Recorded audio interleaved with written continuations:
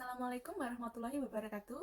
Perkenalkan, kami dari kelompok 1 yang berkeanggotakan Nur Prastiani, saya sendiri, kemudian ada Wiji Lestari, dan yang ketiga ada Nafsiani. Kami akan menyampaikan tentang hakikat kurikulum. Dahuluan, kurikulum merupakan salah satu alat untuk mencapai tujuan pendidikan, sekaligus sebagai pedoman dalam proses belajar mengajar.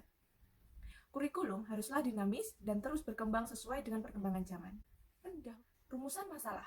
Ada 5 rumusan masalah yang akan kita bahas. Oke, yang pertama, apa pengertian kurikulum? Yang kedua, bagaimana konsep dari kurikulum? Yang ketiga, apa saja fungsi dari kurikulum? Yang keempat, apa saja komponen yang terdapat pada kurikulum? Yang kelima, bagaimana peran kurikulum? Lalu tujuan. Yang pertama, untuk mengetahui apa pengertian kurikulum. Yang kedua, untuk mengetahui konsep kurikulum. Yang ketiga, untuk mengetahui fungsi kurikulum. Yang keempat, untuk mengetahui komponen kurikulum. Yang kelima, untuk mengetahui peran kurikulum. Lalu pembahasan. A. Pengertian kurikulum. B. Konsep kurikulum. C. Fungsi kurikulum. D. Komponen kurikulum. E. Peran kurikulum. Oke, selanjutnya kita akan membahas tentang pengertian kurikulum dulu. Pengertian kurikulum. Kurikulum adalah seperangkat rencana dan pengaturan mengenai tujuan, isi, dan bahan pembelajaran, serta cara yang digunakan sebagai pedoman penyelenggaraan kegiatan pembelajaran untuk mencapai tujuan pendidikan tertentu. Sekarang yang B, konsep kurikulum. Konsep dasar kurikulum berubah dan berkembang mengikuti perkembangan zaman dan tuntutan kemajuan, serta perbedaan persepsi atau pandangan filosofi penulis pendidikan dan sebagai acuan pembelajaran dalam pendidikan yang memuat isi dan materi pendidikan. Lalu fungsi kurikulum. Fungsi kurikulum itu ada 6. Yang pertama adalah fungsi penyesuaian atau the adjective or adaptive function. Terus yang kedua ada fungsi integrasi or integrating function. Terus yang ketiga adalah fungsi diferensiasi atau differentiating function. Terus yang keempat adalah fungsi persiapan atau the propedeucative function.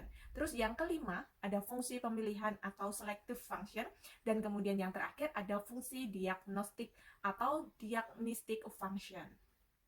Lalu komponen kurikulum. Kurikulum sebagai program pendidikan yang direncanakan dan program yang akan direncanakan mempunyai komponen-komponen pokok, tujuan, isi, organisasi, dan strategi.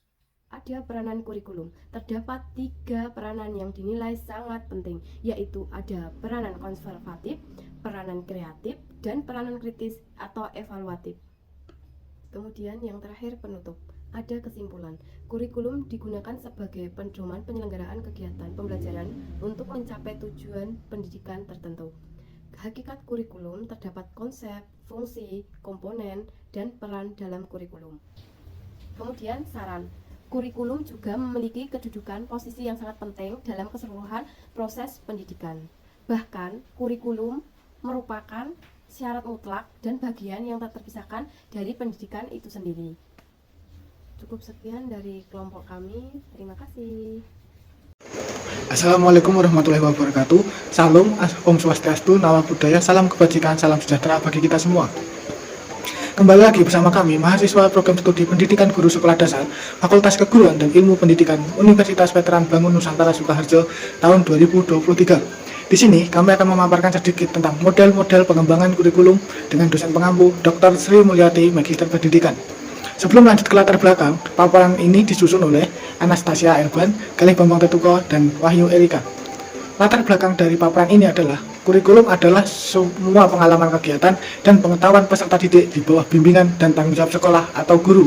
Perkembangan era dan teknologi sangat berpengaruh pada proses pengembangan kurikulum. Tujuan dari paparan ini adalah menjelaskan yang dimaksud dengan kurikulum. Yang kedua, menjelaskan pengertian pengembangan kurikulum. Yang ketiga, menjelaskan pengertian pengembangan kurikulum. Yang keempat, menjelaskan model pengembangan kurikulum. Dan yang kelima, menjelaskan proses pengembangan kurikulum. Pokok pembahasan dari paparan ini adalah pengertian kurikulum, pengertian pengembangan kurikulum, prinsip pengembangan kurikulum, model pengembangan kurikulum, dan proses pengembangan kurikulum. Pokok pembahasan materi pada paparan ini adalah pengertian kurikulum, pengertian pengembangan kurikulum, prinsip pengembangan kurikulum, model pengembangan kurikulum, dan proses pengembangan kurikulum. Untuk paparan selanjutnya akan disampaikan oleh Mbak Anastasia. Kepada Mbak Anastasia, saya persilahkan. Baik, saya akan melanjutkan presentasi Mas Gandhi, yaitu apa pengertian kurikulum. Kurikulum adalah semua pengalaman, kegiatan, dan pengetahuan peserta didik di bawah bimbingan dan tanggung jawab sekolah atas guru sehingga peserta didik mampu memberikan pengalaman belajar yang diterapkan di sekolah. Pengembangan kurikulum adalah proses perencanaan dan penyusunan kurikulum dalam kegiatan yang dilakukan di dalamnya. Menurut H. Malik 2013, pengembangan kurikulum adalah proses perencanaan kurikulum agar menghasilkan rencana kurikulum yang luas dan spesifik. Dan yang kedua, menurut Sukma Dinata 2011, pengembangan kurikulum adalah perencana, pelaksana, penilai, dan pengembang kurikulum sebenarnya. Jadi untuk selanjutnya, prinsip pengembangan kurikulum dibagi menjadi 5.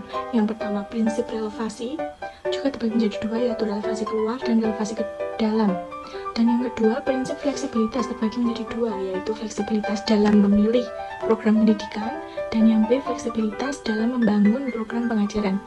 Dan untuk yang ketiga, prinsip kontinuitas terbagi menjadi 2 jenis, yaitu kesinambungan di antara berbagai tingkat sekolah, dan yang B, kesinambungan di antara berbagai bidang studi, dan yang keempat, prinsip praktis atau dengan efisiensi. Dan untuk yang terakhir, yaitu prinsip efektivitas atau mengusahakan. Baik, di sini saya akan melanjutkan penjelasan dari Mbak Anastasia mengenai prinsip-prinsip dalam pengembangan kurikulum. Di sini saya akan membahas mengenai model pengembangan kurikulum dan tahapan dalam pengembangan kurikulum. Yang pertama adalah model dalam pengembangan kurikulum.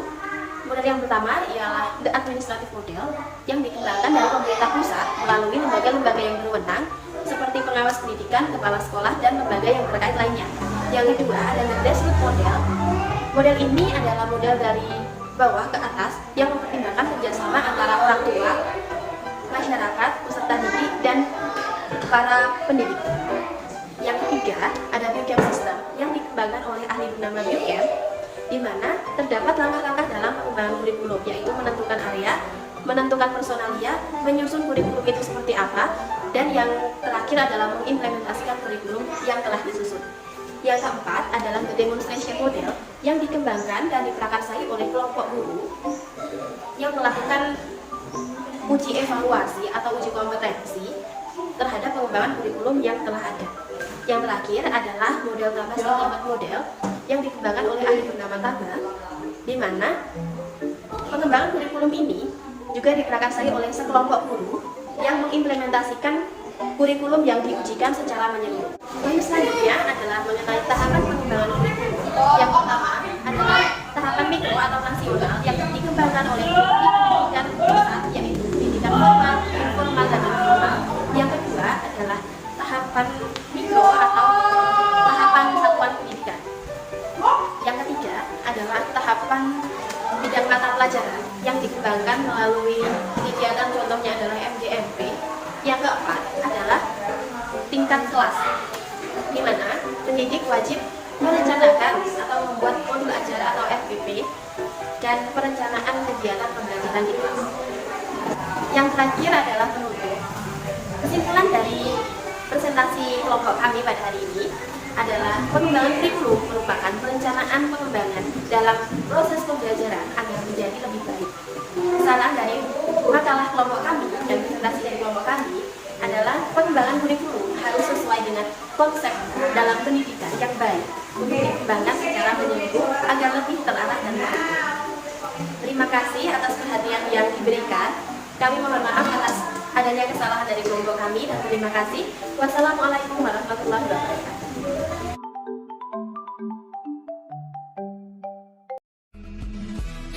Assalamualaikum warahmatullahi wabarakatuh. Selamat pagi Ibu Sri Mulyati. Kami dari kelompok 3 akan mempresentasikan makalah kami yang berjudul Pendekatan dalam Pengembangan Kurikulum yang disusun oleh Deva Fauzan Anandika, Eva Putri Puspitasari, dan saya sendiri Widya Binti Sulika. Makalah akan dimulai dengan latar belakang. Latar belakang dari makalah ini yaitu perkembangan zaman yang mempengaruhi perkembangan kurikulum. Pengembangan kurikulum sendiri diatur oleh Undang-Undang Nomor 20 tentang Sistem Pendidikan Nasional Pasal 3. Yang ketiga, pengembangan kurikulum yang tidak luput dari adanya pendekatan. Rumusan masalah. Apakah yang dimaksud dengan pendekatan dalam pengembangan kurikulum, serta apa saja jenis pendekatannya? Tujuan masalah. Untuk mengetahui apa yang dimaksud dengan pendekatan dalam pengembangan kurikulum, serta mengetahui jenis-jenis pendekatannya. Pendekatan humanistik. Pengertian pendekatan humanistik menurut Abraham Maslow sebagai tokoh yang mempelopori terbentuknya teori humanistik mengatakan bahwa yang terpenting dalam melihat kemampuan seseorang hanya bisa dilihat dari potensi yang dimiliki oleh orang tersebut. Selanjutnya, presentasi akan dilanjutkan oleh Eva Putri Puspitasari. Baik, Ibu Sri dan teman-teman, untuk materi selanjutnya yaitu mengenai konsep teori pembelajaran humanistik. Untuk belajar memanusiakan manusia, proses belajar dianggap sukses ketika para murid dapat memahami lingkungan dan dirinya sendiri dengan cara mampu menyelesaikan masalah dan juga mampu menyesuaikan diri dengan lingkungan sekitarnya. Selanjutnya yaitu mengenai prinsip kegiatan pembelajaran pendekatan humanistik. Yang pertama ada berpusat pada peserta didik, yang kedua yaitu mengembangkan kreativitas peserta didik, yang ketiga yaitu menciptakan kondisi yang menyenangkan dan menantang, selanjutnya ada mengembangkan keberagaman kemampuan yang mengandung nilai, yang terakhir ada menyediakan pengalaman yang beragam. Untuk selanjutnya yaitu ada karakteristik kurikulum humanistik, ada 4. Yang pertama yaitu adanya hubungan harmonis antara siswa dan guru, yang kedua adanya integritas, yang ketiga adanya totalitas, yang keempat model evaluasi yang tidak ada kriteria pencapaian. Untuk selanjutnya yaitu evaluasi pendekatan kurikulum humanistik. Kurikulum ini mengedepankan proses daripada hasil, yang memberikan manfaat berupa pengalaman, menemukan kesadaran tentang dirinya dan orang lain, serta dapat mengembangkan potensi untuk unik dari dirinya. Untuk selanjutnya yaitu ada pendekatan teknologis. Menurut Galbraith 1977, teknologi merupakan suatu penerapan ilmu yang terorganisasi ke dalam tugas-tugas praktis.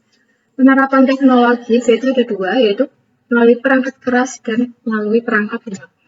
Prinsip dasar teknologi pendidikan.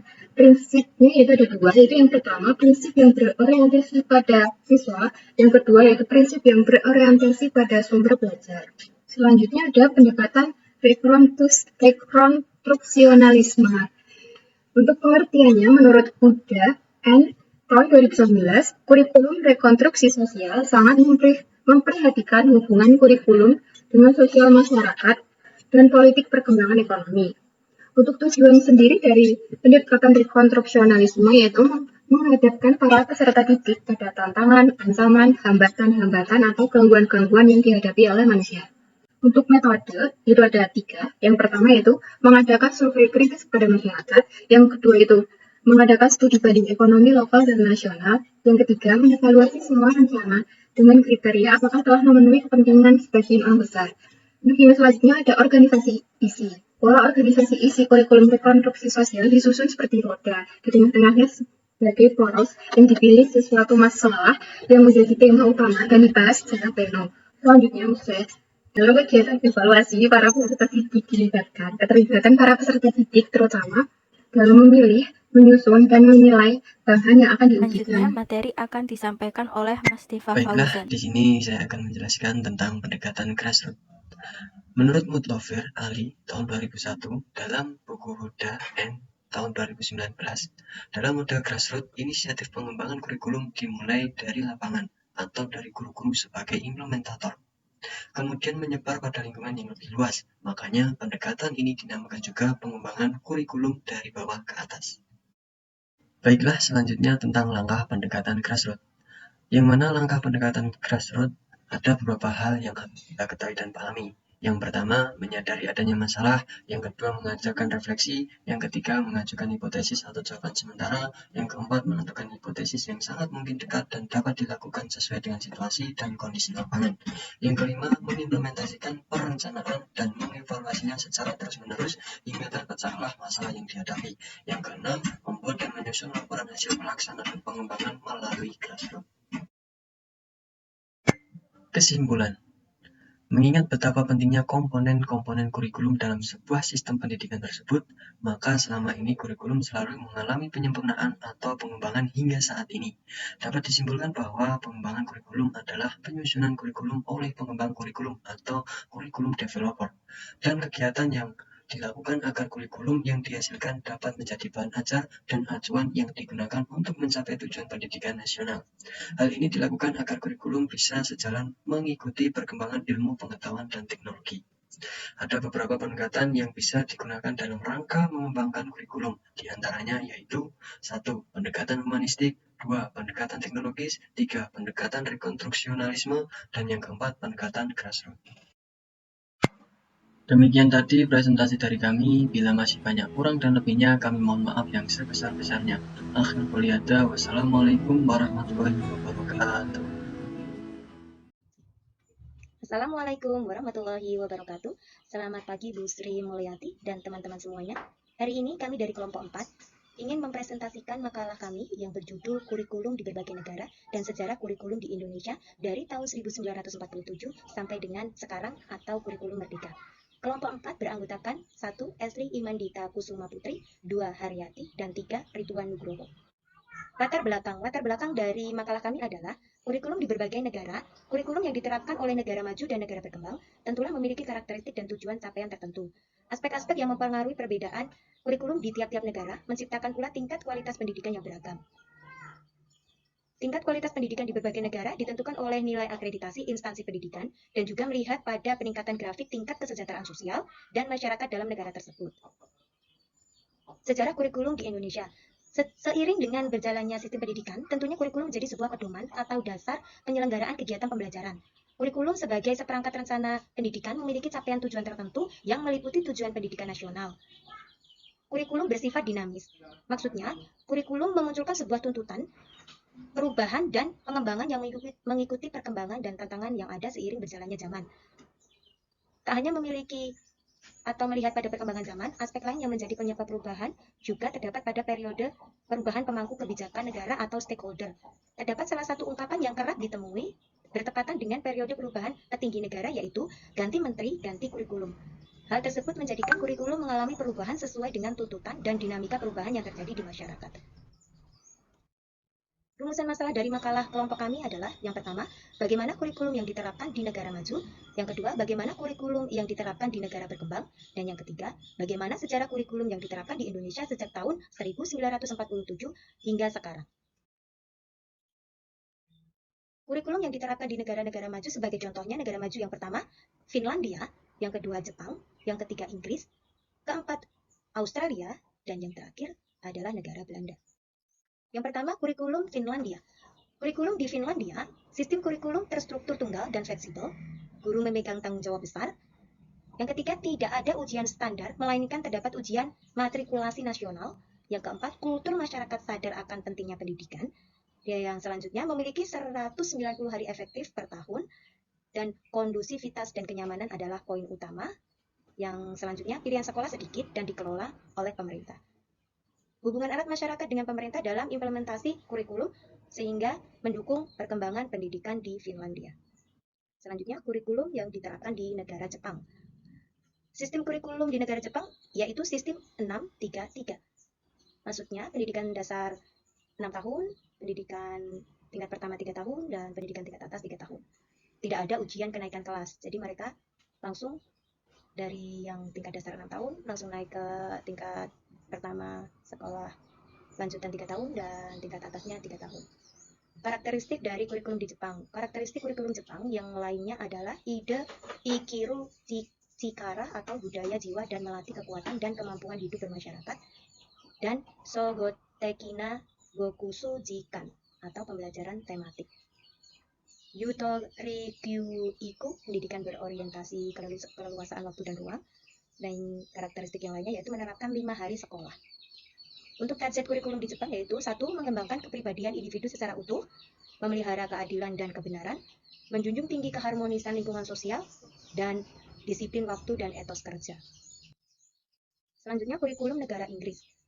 Tahap pembelajaran tingkat dasar. Pembelajaran tingkat dasar ini berisi tentang pembelajaran bermain. Bidang pembelajarannya komunikasi dan bahasa. Perkembangan fisik, kepribadian, hubungan sosial dan emosional. Literasinya berupa matematika, pemahaman dunia, dan seni.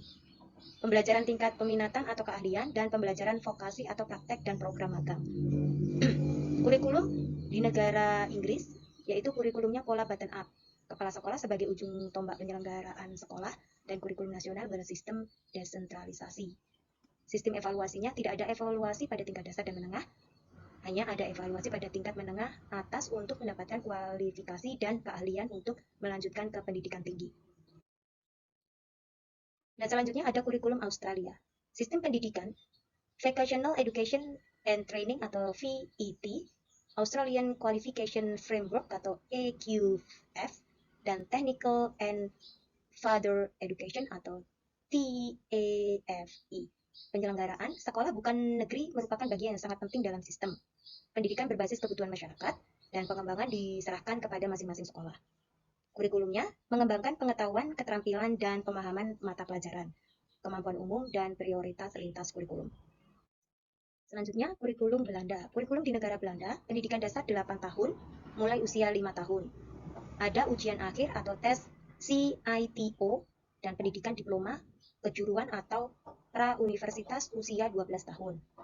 Metode kurikulum di SD, Zenaplan, Dalton Plan, Montessori, dan Timoderwitz OP atau Timoderwitz OP Mat atau TOM.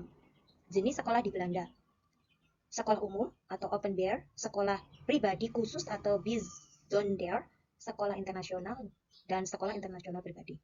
Sistem pendidikan di Belanda yaitu VMBO atau kejujuran kurang lebih 4 tahun, MBO 4 tahun, HAVO 5 tahun, dan VWO 6 tahun. Kurikulum di negara-negara berkembang.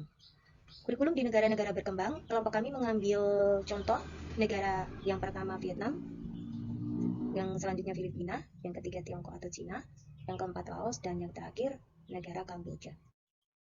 Kurikulum di negara Vietnam. Wajib belajar pendidikan dasar 12 tahun, pendidikan pradasar, sekolah dasar, sekolah menengah, dan sekolah menengah atas. Ujian akhir. Kurikulum Vietnam mencakup ujian akhir semester reguler dan ujian kelulusan sekolah menengah atas yang diikuti siswa di akhir kelas 12. Penyelenggaraan sistem pendidikan Vietnam diselenggarakan oleh Kementerian Pendidikan dan Pelatihan atau peraturan buku ajar, kurikulum, persyaratan masuk, dan pemberian ijazah. Selanjutnya, kurikulum di negara Filipina. Kurikulum di negara Filipina, strukturnya yaitu pendidikan formal 14 tahun, 6 tahun tingkat dasar, 4 tahun pendidikan sekolah menengah, 4 tahun pendidikan tinggi. Pelaksananya diawasi oleh Departemen Pendidikan. Lembaga pendidikan yang ada di Filipina yaitu pendidikan dasar, pendidikan menengah atau menengah umum, menengah kejuruan, dan menengah sains. Serta yang terakhir yaitu pendidikan tinggi. Sistem pendidikan. Sistem pendidikan di Filipina, sistem pendidikannya inklusif, dipengaruhi oleh sejarah kolonial, mengutamakan pencapaian nilai tinggi pada matematika dan sains, bahasa Tagalog dan bahasa Inggris sebagai bahasa pengantar. Selanjutnya, kurikulum Tiongkok atau Cina. Karakteristik kurikulum Tiongkok atau Cina: 1. Perubahan kurikulum berdasarkan hasil penelitian empiris bukan ideologi. Pendidikan gratis di sekolah negeri. Menyediakan waktu cukup untuk pendidikan jasmani dan kesenian. Pendidikan karakter atau dasar sampai menengah dengan pelatihan perilaku pribadi dan keterampilan sehari-hari. Tidak ada ujian khusus untuk kelulusan sekolah dasar. Adanya pelatihan praktis terpadu. Yang terakhir, jam masuk dan pulang sama antara tingkat dasar hingga menengah atas, yaitu jam 7 sampai jam 4.30 atau jam 4.30 sore. Namun tetap dengan jam istirahat dan jam tidur siang. Kurikulum Laos. Sistem pendidikan umum di Laos terdiri dari pendidikan prasekolah, pendidikan dasar 5 tahun, pendidikan menengah rendah atau 3 tahun, dan pendidikan menengah atas atau 3 tahun. Target Kementerian Pendidikan Laos adalah pendidikan guru, pendidikan inklusif, peningkatan tingkat melek huruf, dan yang terakhir terbatasnya penggunaan teknologi modern dalam standar kurikulum secara nasional. Selanjutnya, kurikulum Kamboja. Pendidikan berlangsung di wihara atau Buddha dan khusus laki-laki. Sistem pendidikan formal adalah 6 tahun, plus 3 tahun, plus 3 tahun.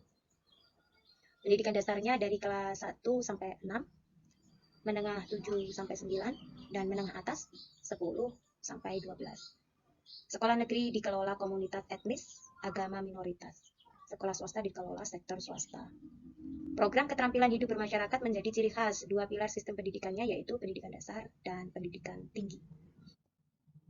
Selanjutnya, sejarah kurikulum di Indonesia. Sejarah kurikulum di Indonesia mulai dari tahun 1947, yaitu Rencana Pembelajaran 1947.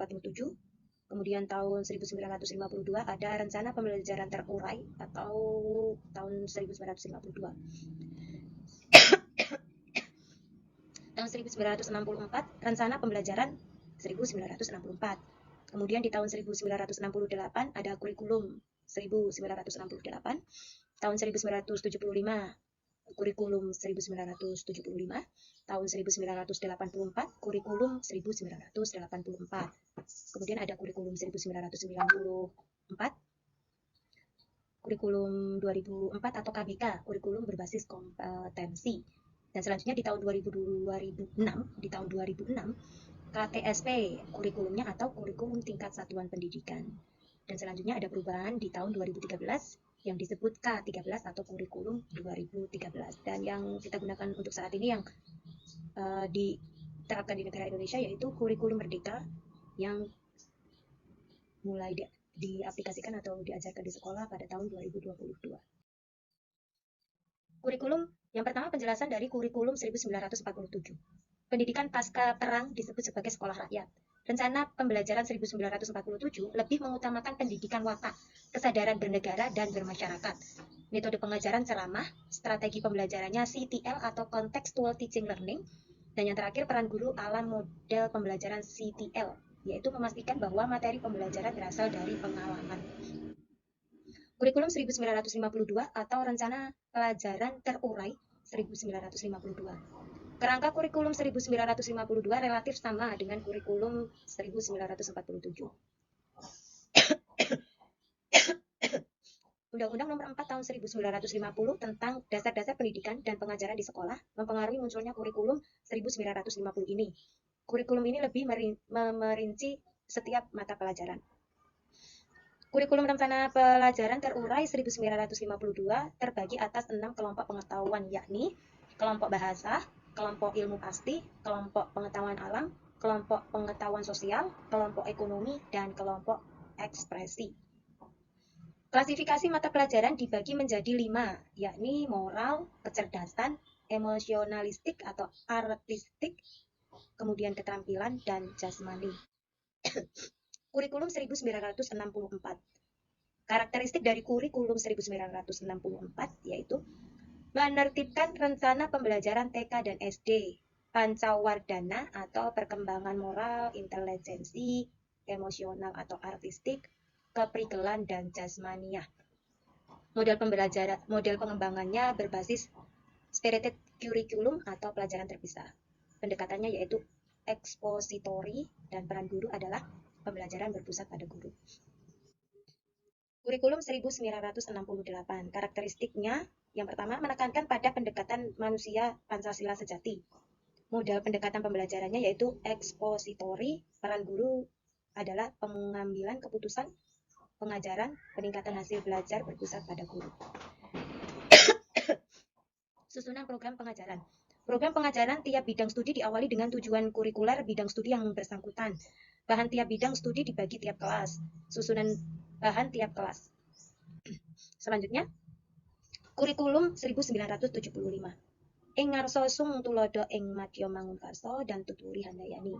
Modal pembelajaran PSSI, prosedur pengembangan sistem instruksional dan clue contribution teknik.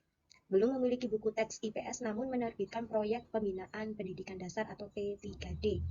Guru sebagai titik pusat transformasi ilmu. Prinsip pengembangan kurikulum 1975 yaitu 1. Prinsip fleksibilitas program, prinsip efisiensi dan efektivitas, prinsip berorientasi pada tujuan, selanjutnya prinsip kontinuitas, dan yang terakhir prinsip pendidikan seumur hidup. Selanjutnya kurikulum 1984. Karakteristik dari kurikulum 1984 yaitu menekankan pada mendidik menjadi manusia Indonesia berdasarkan Pancasila. Kemudian adanya wadah pembinaan guru seperti KKG, PKG, dan buku panduan KKG. Susunan program, sistemnya yaitu catur wulan. daerah atau sekolah memberikan bidang studi bahasa daerah. Model pembelajarannya yaitu CBSA atau cara belajar siswa aktif, pembinaan profesional. Kurikulum 1994. Kurikulum 1994 berorientasi pada materi atau content oriented. Content oriented. Struktur kurikulum sistemnya catur bulan, satu sistem kurikulum untuk seluruh siswa di Indonesia dan ditentukan pusat. Proses pembelajarannya berpusat pada guru, dan yang terakhir sistem penilaian menekankan kemampuan kognitif.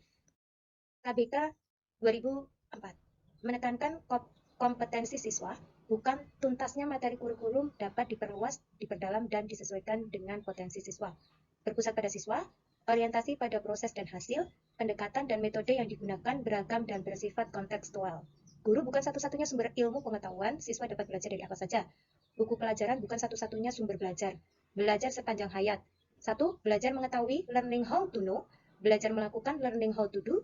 Yang ketiga, belajar menjadi diri sendiri, learning how to be. Dan yang keempat, belajar hidup dalam keberagaman, learning how to live together. KTSP tahun 2006. KTSP dikembangkan sesuai kondisi satuan pendidikan, potensi, karakteristik daerah, sosial budaya masyarakat. Sekolah dan komite mengembangkan KTSP dan silabus di bawah Dinas Pendidikan Kota atau Kabupaten. KTSP pada program studi perguruan tinggi mengacu pada SNP. KTSP adalah strategi pengembangan kurikulum efektif, produktif, dan berprestasi. Pada kurikulum KTSP 2006, ada ujian nasional atau UN, Undang-Undangnya nomor 14 tahun 2005, dan RSBI atau Rintisan Sekolah Bertaraf Internasional. Selanjutnya K13 atau kurikulum 2013. Kompetensi inti yaitu berupa spiritual, sosial, pengetahuan, dan keterampilan. Proses pembelajarannya berbentuk tematik, guru hanya mengarahkan dan pembelajaran berpusat pada siswa. Kurikulum 2013 edisi revisi berlaku secara nasional, tidak ada batasan berpikir. Penerapan teori 5M, metode pembelajaran yang aktif, meningkatkan hubungan kompetensi inti dan kemampuan dasar. Skala penilaian 1-100 dengan peringkat dan deskripsi. Rencana pembelajarannya mengacu pada berupa silabus dan RPP. Pelaksanaan pembelajaran, yang pertama kegiatan pendahuluan, yang kedua kegiatan inti, yang ketiga kegiatan penutup. Dan penilaian pembelajarannya, metode penilaiannya yaitu pendekatan autentik. Dan yang terakhir yaitu kurikulum merdeka atau kurikulum yang saat ini diterapkan di Indonesia yang berlaku dari tahun 2022. Prinsip pengembangannya yaitu struktur minimum, otonomi, sederhana, dan gotong royong. Struktur kurikulumnya, pembelajaran reguler atau intrakurikuler, proyek penguatan profil pelajar Pancasila atau P5, dan penyelenggaraan pendidikan inklusif. Yang terakhir, bimbingan dan konseling atau BK. Karakteristik dari kurikulum merdeka yaitu IPA dan IPS digabung menjadi IPAS. Bahasa Inggris menjadi mata pelajaran pilihan. Metode pembelajarannya berdiferensi dengan modul ajar. Penilaian berupa tes formatif, tugas proyek atau portofolio siswa. Refleksi dan umpan balik juga terdapat pada karakteristik kurikulum merdeka. Peran guru. Pembelajaran aktif merancang pembelajaran yang personal, mendorong kreativitas, inovasi, kemandirian siswa. Yang selanjutnya menghubungkan pembelajaran dengan konteks lokal. Dan yang terakhir memperkuat karakter dan etika. Kesimpulan dari makalah kelompok 4 yaitu yang pertama, hakikat kurikulum. Perubahan maupun pengembangan kurikulum adalah acuan peningkatan kualitas pendidikan dan taraf hidup. Selanjutnya, pergantian kekuasaan. Lorem ipsum dolor sit amet consectetur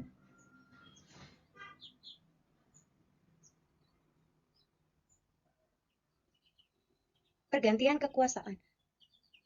Kurikulum bisa berganti atau dirubah sesuai dengan adanya pergantian kepemimpinan dalam suatu kementerian pendidikan. Yang ketiga yaitu dinamis, perkembangan zaman dan kebutuhan masyarakat.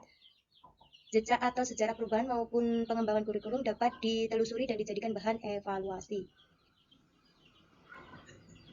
Perkembangan zaman dan kebutuhan masyarakat yaitu perubahan atau pengembangan dan sistematis, progresif, dan dinamis.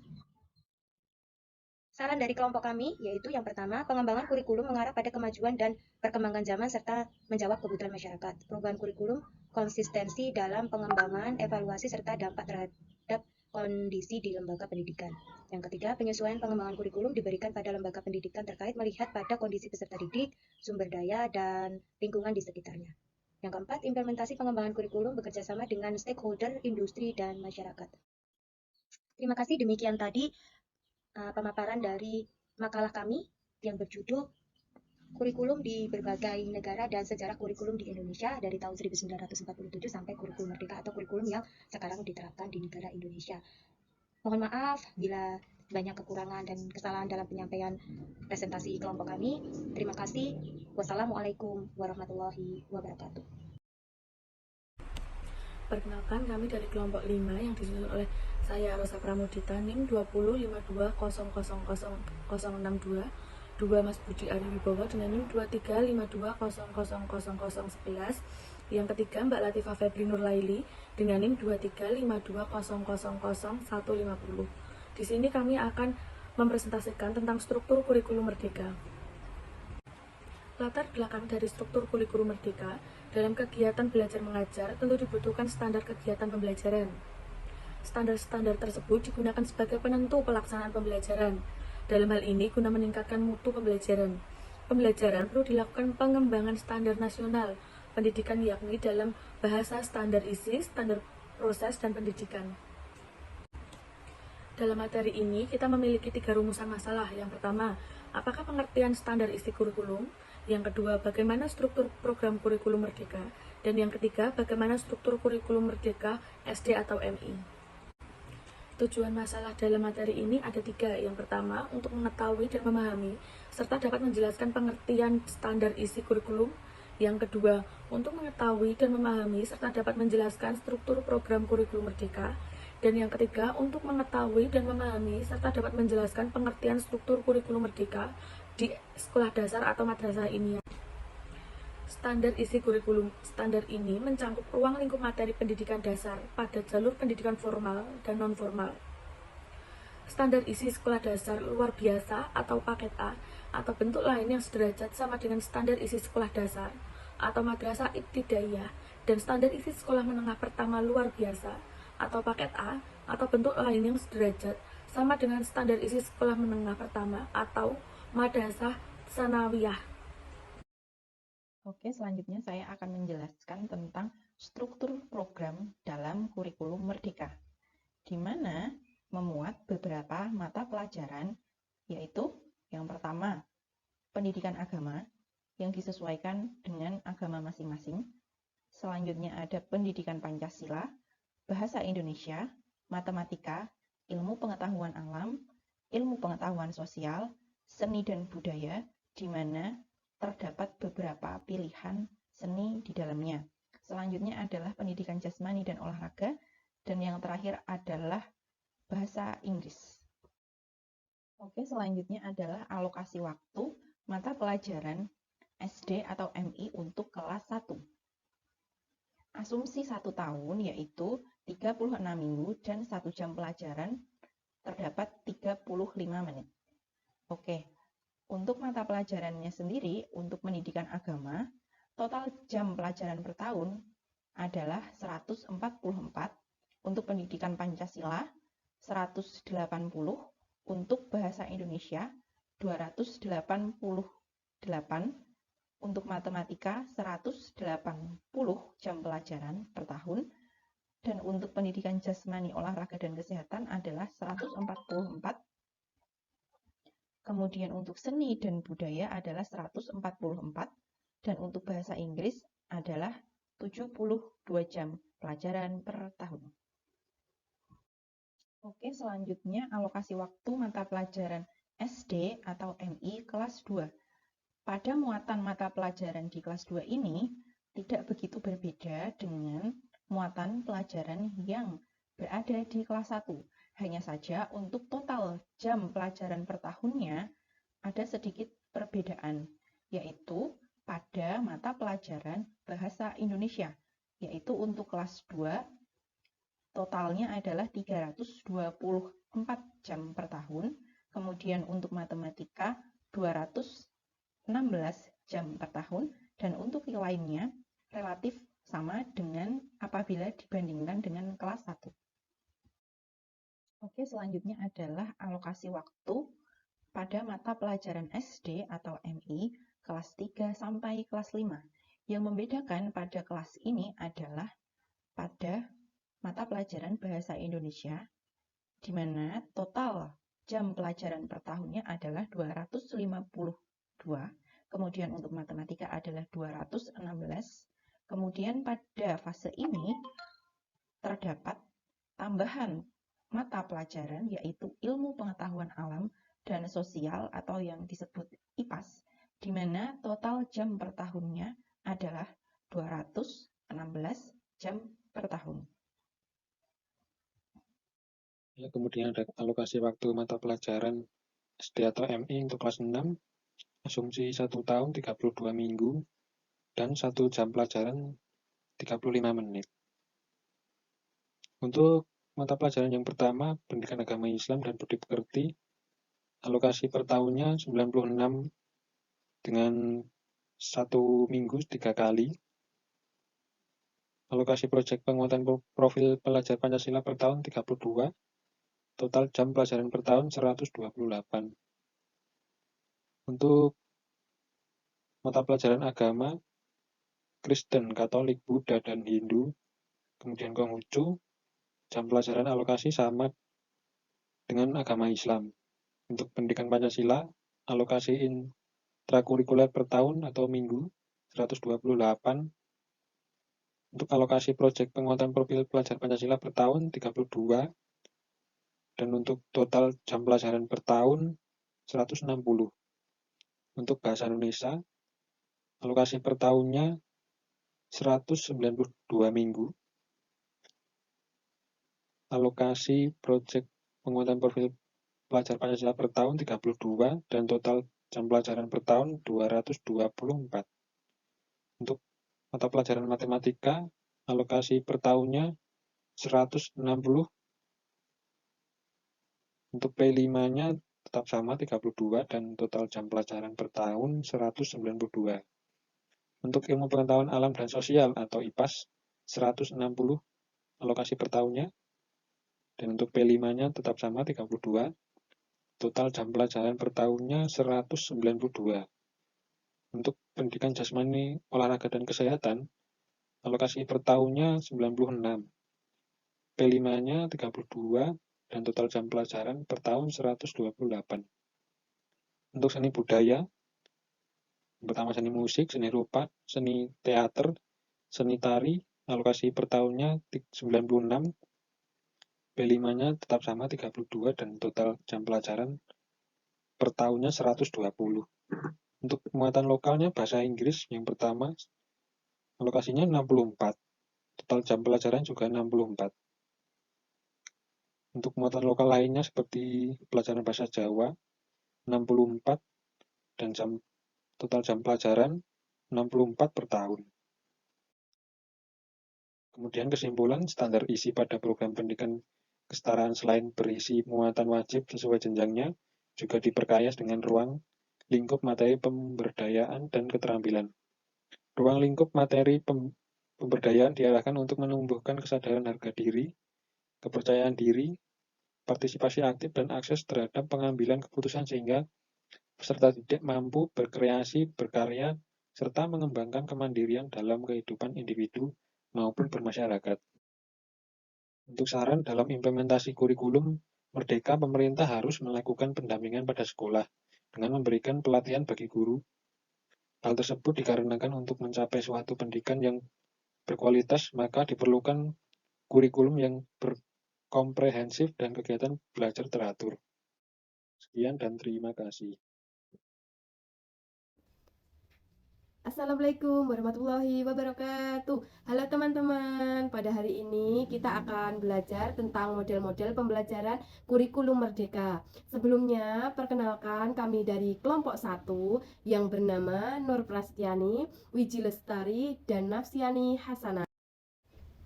Pendahuluan, ada latar belakang, rumusan masalah, dan tujuan penulisan.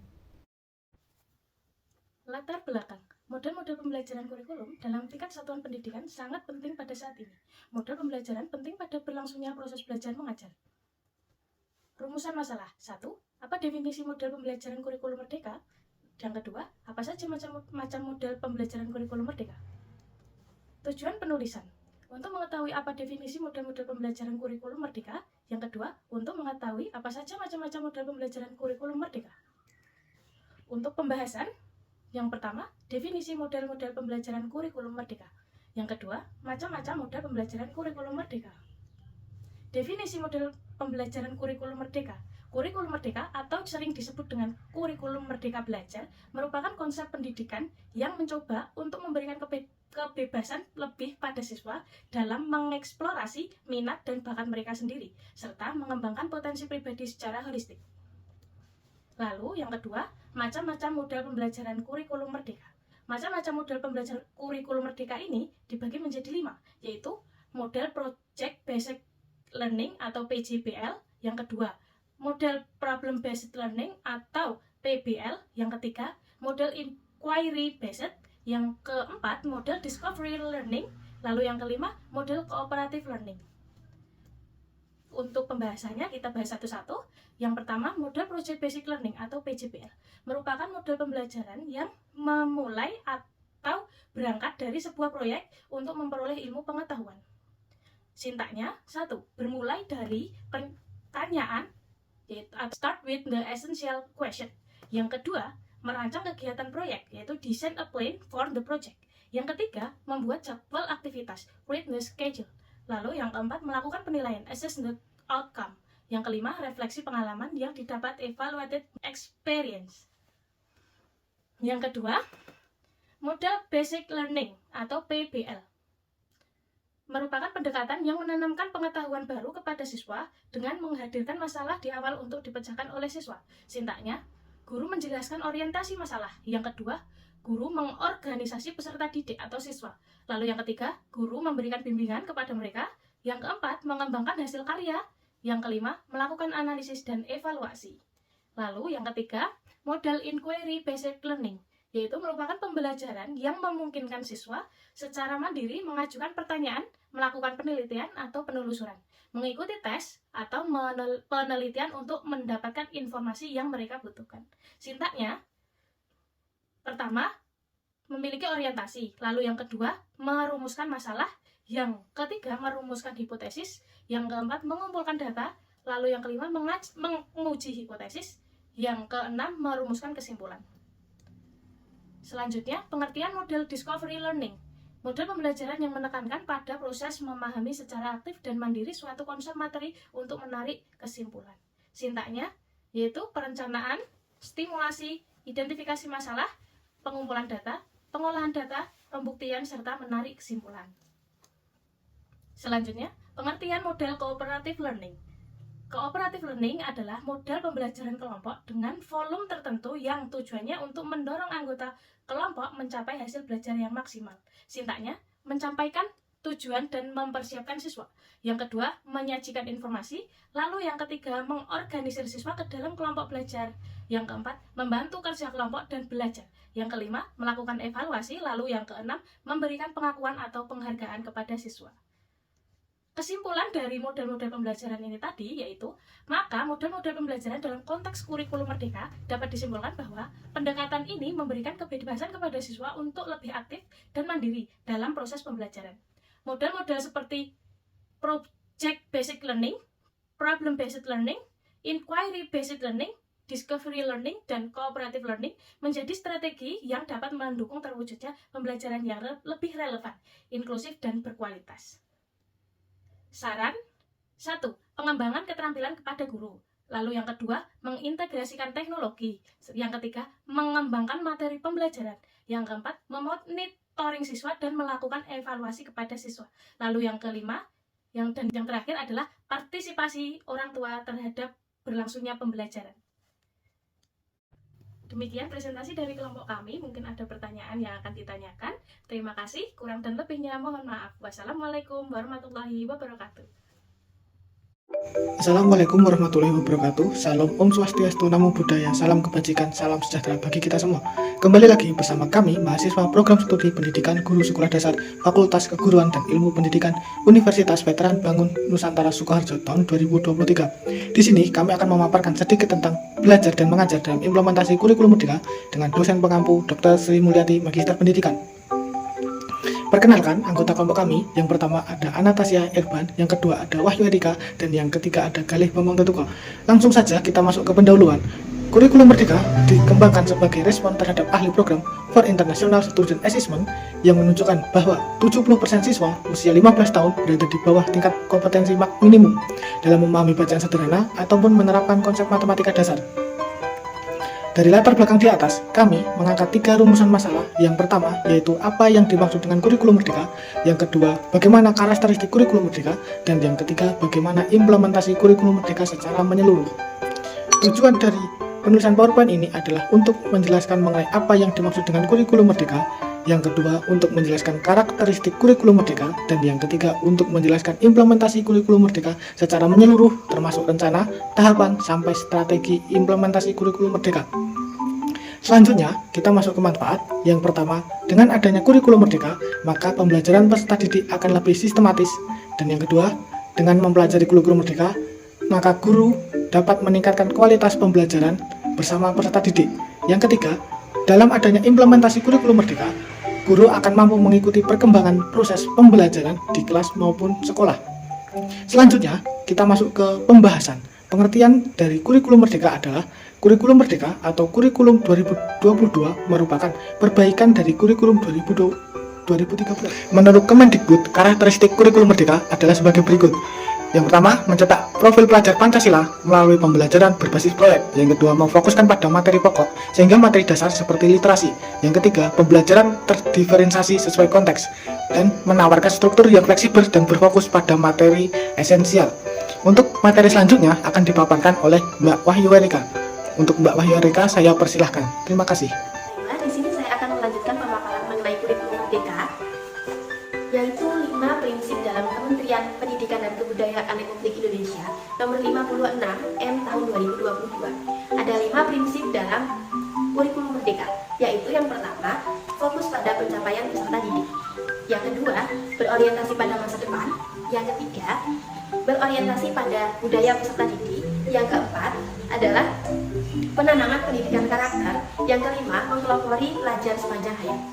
Yang selanjutnya, menurut Yose tahun 2022, terdapat moto pendidikan kurikulum merdeka, yaitu Merdeka Belajar dan Guru Penggerak. Terdapat 3 rencana di dalam kurikulum merdeka. Yang pertama adalah ujian sekolah berstandar nasional atau USBN menjadi kewenangan pihak sekolah. Yang kedua, ujian nasional diganti dengan asesmen atau KMBK di kelas 5. Yang ketiga adalah penyederhanaan RPP atau RPP Sambonya. Untuk materi yang selanjutnya ialah mengenai implementasi kurikulum merdeka di berbagai satuan pendidikan. Yang pertama adalah kategori mandiri belajar, yang kedua mandiri berubah, yang ketiga adalah mandiri berbagi. Mandiri belajar di sini suatu satuan pendidikan masih menggunakan kurikulum 2013 dan kurikulum darurat yang disederhanakan. Yang kategori kedua yaitu mandiri berubah, suatu sekolah mengembangkan kurikulum merdeka dengan memanfaatkan perangkat ajar yang disediakan oleh platform Merdeka Mengajar atau PMM. Yang ketiga adalah kategori mandiri berbagi, yaitu suatu satuan pendidikan sudah mampu mengimplementasikan kurikulum merdeka secara penuh dan membuat perangkat ajarnya sendiri. Untuk yang selanjutnya adalah tipe pembelajaran dalam kurikulum merdeka, yaitu ada 3. Yang pertama adalah intrakurikuler yang dilaksanakan secara terdiferensiasi. Yang kedua adalah kurikuler yang berfokus pada penguatan profil pelajar Pancasila. Yang ketiga adalah ekstrakurikuler yang berfokus kepada minat dan bakat siswa. Yang selanjutnya adalah tahapan perencanaan pembelajaran dalam kurikulum merdeka. Ada 7 tahap, yaitu yang pertama menganalisis capaian pembelajaran untuk menentukan tujuan pembelajaran dan alur tujuan pembelajaran. Yang kedua adalah perencanaan asesmen diagnostik. Yang ketiga adalah penyusunan modul ajar. Yang keempat adalah penyusunan tahap capaian dan karakteristik peserta didik. Yang kelima asesmen sumatif dan formatif. Yang keenam adalah pelaporan kemajuan pelajar. Dan yang terakhir adalah evaluasi. Yang selanjutnya ialah tahapan kurikulum merdeka dalam satuan pendidikan. Ada 4 tahapan, yaitu tahap awal, tahap berkembang, tahap siap, dan tahap akhir atau tahap akhir. Dalam tahap perencanaan kurikulum merdeka di satuan pendidikan, terdapat 5 tahapan yang harus dijalani. Yang pertama adalah perencanaan kurikulum operasional satuan pendidikan atau KOSP. Yang kedua adalah perencanaan alur tujuan pembelajaran. Yang ketiga adalah perencanaan pembelajaran dan asesmen. Yang keempat adalah penggunaan dan pengembangan perangkat ajar. Yang kelima adalah perencanaan proyek penguatan pelajar Pancasila atau P5. Kemudian, untuk tahapan pelaksanaan pembelajaran dalam kurikulum merdeka, ada 2 yang harus diperhatikan. Yang pertama adalah implementasi proyek penguatan profil pelajar Pancasila atau P5. Yang kedua adalah penerapan pembelajaran yang berfokus pada peserta didik. Kemudian, untuk tahapan refleksi, evaluasi, dan peningkatan kualitas implementasi kurikulum merdeka, ada tahap sederhana, berkembang, siap, dan akhir. Kemudian, presentasi selanjutnya akan dilanjutkan oleh Mbak Anastasia. Baik, saya akan melanjutkan presentasi Mbak Erika, yaitu tentang program sekolah. Secara sederhana, implementasi kurikulum merdeka dilaksanakan dalam 2 skenario, antara lain yang pertama, program sekolah penggerak atau SP, dan sekolah menengah kejuruan pusat keunggulan SMP atau PK, dan yang kedua, jalur mandiri. Dan untuk yang selanjutnya, peranan dinas dan satuan pendidikan dalam IKM. Peran dinas provinsi dan kabupaten antara lain menyusun tim IKM di wilayah masing-masing, dan yang kedua mengarahkan seluruh satuan pendidikan untuk aktivasi akun Belajar ID dan menggunakan PMM. Dinas pendidikan provinsi dan kabupaten memfasilitasi penggunaan buku ajar cetak apabila ingin menggunakan buku ajar dan mengarahkan guru dalam memahami kurikulum merdeka melalui PMM. Dan untuk yang terakhir, kesimpulan, yaitu kurikulum merdeka adalah mengoptimalkan ketersebarluasnya pendidikan di Indonesia dengan pembelajaran intrakurikuler yang beragam. Contohnya literasi, kecakapan pengetahuan, keterampilan, dan sikap dalam penggunaan teknologi. Dan untuk saran, implementasi kurikulum merdeka dapat terlaksana dengan baik, yaitu dengan kerjasama antar pemerintah, Kemendikbud, Dinas Pendidikan, dan satuan pendidikan yang baik. Sekian dari kelompok 2, kurang lebihnya mohon maaf. Wassalamualaikum warahmatullahi wabarakatuh. Assalamualaikum warahmatullahi wabarakatuh. Selamat pagi Ibu Sri Mulyati. Kami dari kelompok 3 ingin mempresentasikan makalah kami yang berjudul Faktor Psikologis dalam Belajar dan Guru dalam Proses Pembelajaran, yang beranggotakan Deva Fauzan, Eva Putri, dan saya sendiri Widya Binti. Latar belakang. Dalam dunia pendidikan, tenaga pendidik harus memahami tentang psikologi pendidikan.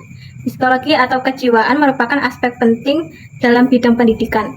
Keberhasilan seseorang pendidik dalam melaksanakan segala tugasnya merupakan pengaruh oleh seluk-beluk pendidikan, terutama psikologi dalam pendidikan.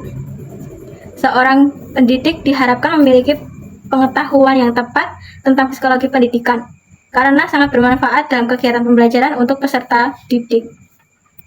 Psikologi pendidikan sendiri merupakan ilmu yang mempelajari tentang perilaku manusia di dunia pendidikan yang memiliki tujuan untuk meningkatkan hasil pembelajaran yang baik. Rumusan masalah yang pertama yaitu apa saja faktor-faktor psikologi pendidikan, yang kedua yaitu apa saja tugas dan faktor yang mempengaruhi proses pembelajaran guru. Tujuan masalahnya yaitu yang pertama menjelaskan tentang faktor-faktor psikologi pendidikan, yang kedua menjelaskan tentang tugas dan faktor guru yang mempengaruhi proses pembelajaran. Selanjutnya, materi akan disampaikan oleh Mbak Eva Putri. Selanjutnya, psikologis pendidikan. Secara garis besar, psikologi pendidikan merupakan disiplin ilmu psikologi yang mempengaruhi proses belajar mengajar dalam sebuah pendidikan. Bidang psikologi pendidikan mempelajari interaksi antara individu, lingkungan, dan proses belajar. Guru dapat memanfaatkan pengetahuan ini untuk menciptakan lingkungan belajar yang mendukung perkembangan optimal siswa. Selanjutnya, faktor-faktor psikologis. Yang pertama yaitu ada intelijensi. Taraf intelijensi yang tinggi pada siswa akan mempermudah baginya dalam memecahkan masalah-masalah akademis di sekolah. Dengan kemampuan intelijensi di sekolah, dengan memanfaatkan intelijensi yang baik tersebut, maka mereka pun akan mampu meraih prestasi belajar terbaiknya. Dan selanjutnya ada bakat. Secara umum, bakat adalah kemampuan yang potensial yang dimiliki seseorang untuk mencapai keberhasilan pada masa yang akan datang. Selanjutnya ada minat. Minat adalah ketertarikan secara internal yang mendorong individu untuk melakukan sesuatu atau kecenderungan dan kegairahan yang tinggi atau keinginan yang besar terhadap sesuatu hal. Yang selanjutnya ada kreativitas. Kreativitas ialah kemampuan untuk berpikir alternatif dalam menghadapi suatu masalah sehingga ia dapat menyelesaikan masalah tersebut dengan cara yang baru dan unik. Selanjutnya, materi akan disampaikan oleh Mas Diva Fauzan. Baiklah, di sini saya akan menjelaskan tentang tugas guru dalam proses pembelajaran. Yang mana tugas guru dalam proses pembelajaran ada 3. Yang pertama, merencanakan, yang kedua, melaksanakan, dan yang ketiga, yaitu evaluasi. Dalam proses merencanakan, di sini ada 4 hal. Yang pertama, tujuan pembelajaran, yang kedua, bahan ajar, yang ketiga, proses pembelajaran, dan yang keempat adalah alat penilaian. Yang pertama, yaitu tujuan pembelajaran. Salah satu hal yang penting di dalam suatu pembelajaran adalah menyampaikan tujuan pembelajaran kepada peserta didik, agar peserta didik dapat mencapai atau memahami apa yang nantinya akan didapatkan setelah proses pembelajaran berlangsung. Yang kedua, bahan ajar. Bahan ajar merupakan salah satu bagian terpenting di dalam suatu proses pembelajaran. Bahan ajar sendiri merupakan sebuah sarana atau alat pembelajaran yang berisikan tentang materi pembelajaran, metode-metode. Yang ketiga adalah proses pembelajaran yang diciptakan. Salah satu faktor penting di dalam suatu pembelajaran yang dapat memaksimalkan kesempatan pembelajaran bagi peserta didik, yaitu proses penciptaan lingkungan pembelajaran yang nyaman. Yang mana dengan penciptaan lingkungan pembelajaran yang nyaman tersebut, para peserta didik bisa melaksanakan suatu proses pembelajaran dengan maksimal. Yang keempat yaitu alat penilaian. Alat penilaian di sini digunakan untuk mengukur suatu tujuan pembelajaran, apakah tujuan pembelajaran tersebut sudah tercapai atau belum. Yang mana tujuan pembelajaran sendiri dapat diketahui dari hasil evaluasi yang dilaksanakan guru kepada peserta didik. Dalam proses pelaksanaannya, guru dapat memberikan ulangan harian dan pemberian tugas kepada peserta didik. Tugas guru dalam proses pembelajaran yang kedua yaitu melaksanakan situasi pembelajaran. Situasi atau kondisi belajar sendiri adalah suatu situasi belajar yang dapat menghasilkan perubahan perilaku pada seorang peserta didik. Tugas guru dalam proses pembelajaran yang ketiga yaitu evaluasi. Mengevaluasi program yang telah dilaksanakan. Yang mana evaluasi program sendiri adalah suatu kegiatan yang bertujuan untuk mengumpulkan informasi dan untuk mengetahui pencapaian tujuan di dalam pembelajaran yang telah dilaksanakan. Selanjutnya, di sini saya akan menjelaskan tentang faktor-faktor yang mempengaruhi tugas guru dalam proses pembelajaran. Yang mana faktor-faktor yang mempengaruhi tugas guru dalam proses pembelajaran adalah sebagai berikut. Yang pertama, supervisi pengajaran, yang kedua, program penataran, yang ketiga, iklim yang kondusif, yang keempat, fisik dan mental, yang kelima, tingkat pendapatan, dan yang keenam, suasana kerja. Yang mana supervisi pengajaran ialah serangkaian kegiatan yang dapat membantu guru di dalam mengembangkan kemampuannya. Program penataran. Untuk memiliki kinerja yang baik, guru dituntut untuk memiliki kemampuan akademik yang memadai. Iklim yang kondusif di sekolah. Iklim yang kondusif di sekolah juga dapat mempengaruhi kinerja guru. Di antaranya, pengelolaan kelas yang baik yang menunjuk pada pengaturan peserta didik maupun pengaturan fasilitas seperti penerangan kelas, tempat duduk, dan juga media pengajaran. Fisik dan mental. Agar guru memiliki kinerja yang baik, maka harus didukung oleh kondisi fisik dan juga mental yang baik pula. Agar di dalam suatu proses pembelajaran, guru dapat menyampaikan materi dengan baik dan secara maksimal. Tingkat pendapatan. Tingkat pendapatan guru memang sangat mempengaruhi untuk menunjang cara mengajar guru terhadap peserta didiknya. Ini dikarenakan oleh pendapatan yang cukup atau melebihi, maka akan membuat cara pengajaran atau penyampaian guru semakin bagus dan tidak lagi memikirkan bagaimana caranya untuk mendapatkan penghasilan tambahan di dalam memenuhi kebutuhan sehari-hari. Yang terakhir yaitu suasana kerja. Menjadi guru itu harus bersikap terbuka supaya peserta didik tidak segan atau tidak kaku untuk mengonsultasikan masalah-masalah yang sedang dihadapinya. Kemudian, guru juga harus kreatif, inovatif, agar peserta didik menjadi lebih giat di dalam mengikuti proses pembelajaran. Dan kemudian yang terakhir adalah guru juga harus memiliki semangat kerja yang tinggi untuk mengajar dan mendidik. Kesimpulan. Berdasarkan pembahasan di atas, dapat kami simpulkan bahwa di dalam suatu proses belajar terdapat faktor yang mempengaruhi prestasi belajar pada peserta didik, yaitu faktor psikologis yang terdiri dari 1. Intelijensi. Taraf intelijensi yang tinggi atau high average superior genius pada seorang siswa akan memudahkan baginya dalam memecahkan suatu masalah-masalah akademis di sekolah. 2. Bakat siswa. Secara umum, bakat atau aptitude adalah kemampuan potensial yang dimiliki seseorang untuk mencapai keberhasilan pada masa yang akan datang.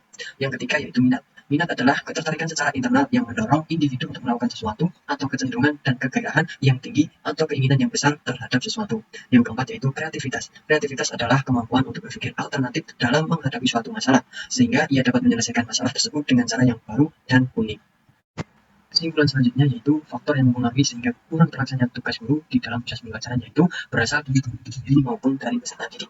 Faktor dari guru itu sendiri yang mempengaruhi seperti fisik dan mental yang kurang baik di waktu proses pembelajaran, dan tingkat pendapatan guru yang mempengaruhi kurang fokusnya guru dalam proses pembelajaran, serta iklim yang kurang kondusif yang dapat berpengaruh buruk ke dalam proses pembelajaran. Demikian tadi presentasi dari kami. Bila masih banyak kurang dan lebihnya, kami mohon maaf yang sebesar-besarnya. Akhir qouli hadza, wassalamualaikum warahmatullahi wabarakatuh. Assalamualaikum warahmatullahi wabarakatuh. Kami dari kelompok 4 yang beranggotakan Haryati dan saya, Ridwan Nugroho, akan memaparkan tentang modul ajar. Langsung saja kita menuju ke latar belakang. Di sini terdapat pentingnya peningkatan mutu pendidikan dan sekolah sebagai penghasil sumber daya manusia. Guru melakukan perencanaan pelaksanaan pembelajaran yang efektif dan efisien untuk hasil pembelajaran maksimal. Kemudian, peran guru membuat suatu perencanaan pembelajaran yang disesuaikan dengan tuntutan kurikulum atau RPP. Kemudian, tujuan RPP yaitu teknik mengajar lebih efektif, lebih efisien, dan tidak keluar pembahasan dari indikator pencapaian. Menyusun RPP atau modul ajar secara lengkap dan sistematis. Kemudian, penyusunan rencana pelaksanaan pembelajaran berpedoman pada kurikulum yang terbaru dan berlaku saat ini. Selanjutnya ada rumusan masalah. Dalam rumusan masalah terdapat 3 komponen, yaitu yang pertama, apakah pengertian RPP atau modul ajar? Yang kedua, apa saja komponen RPP atau modul ajar? Dan yang ketiga, bagaimana prosedur penyusunan RPP atau modul ajar? Selanjutnya tujuan. Tujuan pertama, mengetahui pengertian RPP atau modul ajar. Yang kedua, mengetahui komponen dalam RPP atau modul ajar. Dan yang ketiga, mengetahui prosedur penyusunan RPP atau modul ajar. Selanjutnya kita ke pembahasan. Dalam pembahasan, yaitu ada pengertian. Dalam kurikulum merdeka, perencanaan pembelajaran disebut dengan modul ajar. Modul ajar merupakan perangkat pembelajaran atau rancangan pembelajaran yang berlandaskan pada kurikulum yang diaplikasikan dengan tujuan untuk menggapai standar kompetensi yang telah ditetapkan. Nurdiansyah tahun 2018. Modul ajar berisi tujuan, langkah, media pembelajaran, serta asesmen yang dibutuhkan dalam satu unit atau topik berdasarkan alur tujuan pembelajaran atau ATP. Modul ajar menjadi lebih implementasi dari alur tujuan pembelajaran ATP yang dikembangkan berdasarkan capaian pembelajaran atau CP sesuai dengan profil pelajar Pancasila.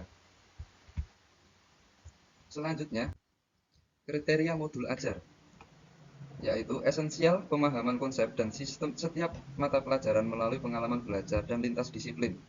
Menarik, bermakna, menantang, menumbuhkan minat untuk belajar dan melibatkan peserta didik secara aktif dalam proses belajar, berhubungan dengan pengetahuan dan pengalaman yang dimiliki sebelumnya, sehingga tidak terlalu mudah untuk tahap usianya. Selanjutnya, relevan dan kontekstual, berhubungan dengan pengetahuan dan pengalaman yang dimiliki sebelumnya dan sesuai dengan konteks di waktu dan tempat peserta didik berada. Selanjutnya, berkesinambungan, keterkaitan alur kegiatan pembelajaran sesuai dengan fase belajar peserta didik. Selanjutnya ada komponen modul ajar. Di dalam komponen modul ajar terdapat 3 kegiatan inti, yaitu komponen inti, informasi umum, dan lampiran. Di dalam komponen inti terdapat tujuan pembelajaran, pemahaman bermakna, pertanyaan pemantik, kegiatan pembelajaran, asesmen, pengayaan dan remedial, refleksi peserta didik dan guru. Kemudian di dalam informasi umum terdapat identitas sekolah, kompetensi awal, profil pelajar Pancasila, sarana dan prasarana, target peserta didik, model pembelajaran yang digunakan. Kemudian di dalam lampiran terdapat lembar kerja peserta didik, bahan bacaan guru dan peserta didik, glosarium, dan daftar pustaka. Kemudian menyusun modul ajar. Di dalam menyusun modul ajar terdapat beberapa komponen, yaitu pertama, identifikasi tujuan pembelajaran. Tentukan tujuan pembelajaran yang ingin dicapai oleh siswa setelah menyelesaikan modul. Tujuan ini harus spesifik, terukur, dapat dicapai, relevan, dan terbatas pada waktu. Dan yang kedua, rancang struktur modul. Tentukan struktur modul termasuk pembagian menjadi bagian-bagian atau bab, serta urutan materi. Pastikan adanya pengenalan, pengembangan, dan penutup pada setiap bagian. Kemudian, yang ketiga, pilih konten pembelajaran. Tentukan materi apa yang akan disertakan dalam modul. Pastikan konten tersebut sesuai dengan kurikulum dan tujuan pembelajaran yang telah ditetapkan. Yang keempat, analisis peserta didik. Kenali karakteristik dan kebutuhan siswa. Pertimbangan gaya belajar, tingkat pemahaman dan minat siswa dalam penyusunan modul. Yang kelima, buat aktivitas pembelajaran. Sisipkan berbagai jenis aktivitas yang mendukung pembelajaran seperti pertanyaan, diskusi, tugas atau proyek, Aktivitas ini dapat membantu siswa mengaplikasikan konsep yang telah dipelajari. Yang keenam, gunakan bahasa yang mudah dipahami. Hindari penggunaan bahasa yang terlalu teknis atau sulit dipahami. Pilih kata-kata yang sesuai dengan tingkat pemahaman siswa. Dan yang ketujuh, sertakan media pendukung. Jika memungkinkan, sertakan media pendukung seperti gambar, diagram, grafik, atau video yang menjelaskan konsep-konsep yang sulit. Yang delapan, tambahkan latihan dan evaluasi. Sertakan latihan-latihan atau soal-soal evaluasi untuk mengukur pemahaman siswa. Ini dapat berupa pertanyaan pilihan ganda, esai, dan tugas proyek. Yang kesembilan, rancang tampilan modul. Pastikan tata letak dan tampilan modul menarik, mudah dibaca, dan memudahkan siswa untuk mengikuti materi. Yang kesepuluh, uji coba modul. Sebelum digunakan secara luas, uji coba modul dengan kelompok siswa untuk mendapatkan umpan balik dan melakukan perbaikan jika diperlukan. Perbarui modul secara berkala sesuai dengan perkembangan kurikulum, materi baru atau perubahan kebutuhan siswa. Selanjutnya adalah kesimpulan. Yang pertama, perbedaan antara kurikulum adalah pada pembuatan modul pendidikan yang dulu dikenal dengan RPP atau Rencana Pelaksanaan Pembelajaran. Modul pendidikan kurikulum ini dilengkapi dengan profil siswa Pancasila yang dapat disesuaikan dengan kebutuhan siswa, guru, dan sekolah. Guru dapat membuat modul ajar yang mengikuti format, komponen yang ada maupun disesuaikan dengan kebutuhan siswa, guru, dan sekolah. Pengembangan modul ajar kurikulum merdeka, guru dapat menggunakan berbagai strategi. Hakikat pembuatan modul ajar adalah menganalisis situasi umum dan kebutuhan siswa, guru, dan sekolah. Saran dari kelompok kami, yang pertama, modul ajar sebaiknya disesuaikan dengan kemampuan karakteristik peserta didik di satuan pendidikan tersebut. Yang kedua, sebelum modul ajar, guru hendaknya melakukan penilaian diagnostik untuk mengetahui kemampuan awal siswa. Dan yang ketiga, komponen yang terdapat di modul ajar dapat disesuaikan dengan kebutuhan, inovatif, dan kreatif. Demikian paparan dari kelompok kami. Terima kasih. Apabila ada kesalahan, kami mohon maaf yang sebesar-besarnya. Assalamualaikum warahmatullahi wabarakatuh. Perkenalkan, kami dari kelompok 5 yang beranggotakan saya Rosa Pramudita dengan NIM 2052000062. Yang kedua, Mas Budi Ari Wibowo dengan NIM 2352000011. 3. Mbak Latifah Febri Nur Laili dengan NIM 235200000150. Di sini kami akan mempresentasikan dengan judul Makalah Analisis Video Pembelajaran Kelas 1 SD Kurikulum Merdeka Materi Pengurangan. Latar belakang dari materi ini adalah video pembelajaran merupakan media pembelajaran audiovisual, yaitu media yang dapat dilihat dan didengar menggunakan alat indera. Media dengan menggunakan video pembelajaran jelas akan lebih diingat dan dipahami oleh siswa, karena dengan menggunakan video pembelajaran, peserta didik bisa mengulangnya kembali materi yang belum bisa dipahami seperti halnya saat sedang belajar matematika.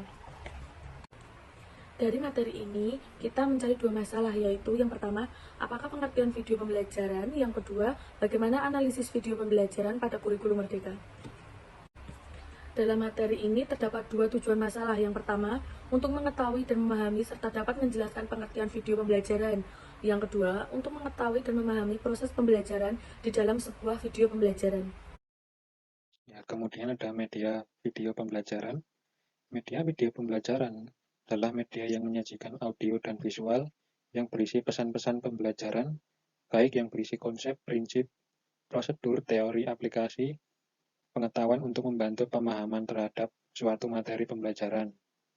Video pembelajaran merupakan salah satu media non-cetak yang mempunyai banyak informasi karena dapat sampai secara langsung ke hadapan peserta didik, dan dengan menggunakan video pembelajaran dapat menambah sesuatu hal yang baru terhadap peserta didik. Kemudian ada analisis video pembelajaran. Yang pertama, judul video yang berjudul Video Pembelajaran Kelas 1 SD Kurikulum Merdeka Mata Pelajaran Matematika dengan Materi Pengurangan. Yang kedua, untuk model pemateri dari channel YouTube Sari Nur Hayani Solo. Untuk yang ketiga, deskripsi pembelajaran, capaian pembelajaran atau CP, peserta didik dapat melakukan penjumlahan dan pengurangan menggunakan benda-benda konkret, yang banyaknya sampai 20. Untuk tujuan pembelajaran atau TP, melalui permainan garis bilangan, peserta didik dapat menghitung pengurangan di bawah 10 dengan tepat. Kemudian ada model pembelajaran menggunakan problem-based learning. Kemudian media pembelajaran, benda-benda konkret seperti buku dan pensil. Dalam pembelajaran diselipkan permainan garis bilangan yang dapat membantu siswa dalam memahami materi operasi hitung pengurangan. Kemudian tahap kegiatan pembelajaran. Yang pertama kegiatan awal, guru mengawali dengan salam. Guru menunjukkan salah satu murid untuk memimpin doa bersama. Guru memotivasi siswa agar bertambah semangat dengan melakukan yel-yel bersama. Kemudian guru mengecek kehadiran siswa, kemudian menyanyikan lagu wajib yaitu Bendera Merah Putih. Guru melakukan apresiasi dengan menyanyikan dan mengaitkan lagu Balonku Ada 5 dengan materi yang akan dipelajari. Kemudian guru menanyakan kepada murid berapa jumlah balon yang ada di lagu Balonku Ada 5 dan menanyakan berapa jumlah balon yang meletus. Murid-murid merespon pertanyaan guru dengan baik. Kemudian guru mengingatkan tentang pelajaran yang telah dipelajari minggu kemarin. Guru menyampaikan tujuan pembelajaran, yaitu tentang materi pengurangan. Kemudian kegiatan inti, yang pertama guru mengaitkan pembelajaran matematika, pengurangan dengan cara mencontohkan dengan sesuatu yang nyata, yaitu mengambil beberapa buku tulis murid-murid dan mengajak murid-murid untuk menghitung seluruh buku yang berjumlah 7 buah.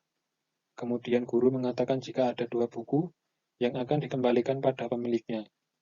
Maka berapakah jumlah sisa buku yang dipegang oleh guru? Kemudian dengan antusias murid-murid menjawab sisa buku yang dipegang oleh ibu guru. Yang kedua, guru mencoba mengaitkan pembelajaran matematika, materi pengurangan dengan hal nyata lainnya, yaitu dengan cara guru menyiapkan 2 gelas berwarna oranye dan putih. Kemudian guru memegang 6 pensil di tangannya dan mengajak murid-murid menghitungnya. Lalu guru mencoba meletakkan 6 pensil ke dalam gelas berwarna oranye. Kemudian memindahkan 2 pensil ke dalam gelas berwarna putih dan murid-murid ditanya berapa jumlah pensil yang tersisa di gelas oranye. Begitu seterusnya dengan mengganti beberapa jumlah pensil untuk mencontohkan operasi pengurangan secara nyata. Yang ketiga, guru mengajarkan pengurangan dengan menggunakan garis bilangan. Caranya adalah dengan membuat permainan di dalam kelas. Guru memberikan bola pingpong kepada murid dengan diestafetkan sambil bernyanyi. Ketika lagu tersebut berhenti, maka anak yang terakhir memegang bola pingpong harus maju ke depan. Kemudian guru memberikan soal cerita tentang pengurangan. Murid yang di depan tadi menginjakkan kaki di angka yang disebutkan oleh guru. Karena soal cerita merupakan pengurangan, maka murid harus berjalan mundur sesuai garis bilangan tadi untuk menentukan jawaban atas soal cerita tersebut. Yang nomor 4, guru membuat pembelajaran berkelompok dalam satu kelompok terdiri dari 2 murid. Kemudian guru memberikan soal cerita tentang pengurangan untuk dikerjakan secara kelompok. Selain itu, guru juga membagikan lembar kerja siswa untuk dikerjakan secara mandiri. Yang nomor 5, guru menunjuk salah satu kelompok siswa untuk melakukan presentasi atas jawaban murid tersebut. Kemudian guru memberikan reward kepada murid yang berani maju. Untuk kegiatan akhir yang pertama, guru menanyakan kefahaman siswa. Guru memberikan soal refleksi sebagai evaluasi. Yang ketiga, salam. Nomor 5, kesesuaian konsep model pembelajaran problem-based learning pada video pembelajaran.